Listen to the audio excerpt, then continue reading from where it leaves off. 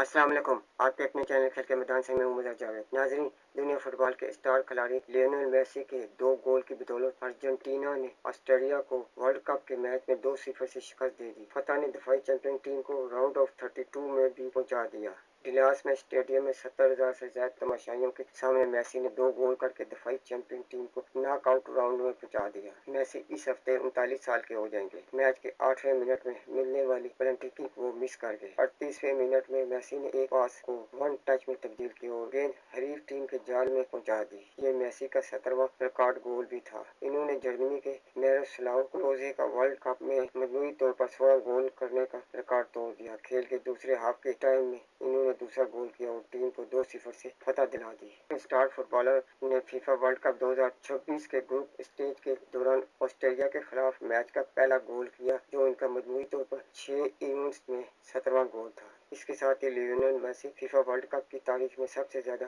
गोल करने वाले खिलाड़ी बन गए। इन्होंने जर्मनी के मिरोस्लाव के 16 गोल का रिकॉर्ड तोड़ दिया। आपको बताते चले कि इस फहरिस्त में ब्राजील के रोनाल्डो 15 गोल के साथ तीसरे, जबकि फ्रांस के किलियन एम्बापे 14 गोल के साथ तीसरे नंबर पर है। नाजरीन, अगर आपको मेरी वीडियो पसंद आती है तो इसे लाइक और सब्सक्राइब जरूर करें और बेल आइकन के बटन को दबा दें ताकि आपको मेरी वीडियो बर वक्त मिलती रहे। इसके साथ ही मैं आपसे इजाज़त चाहूँगा। अल्लाह हाफिज़।